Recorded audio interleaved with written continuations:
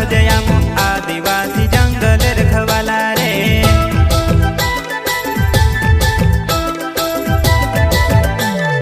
जल जंगल जमीन काजे पूजे रे आदिवासी दुनिया ने रखवाला रे। बाप देव खतरी काजे पूजे रे आदिवासी सबसे निराला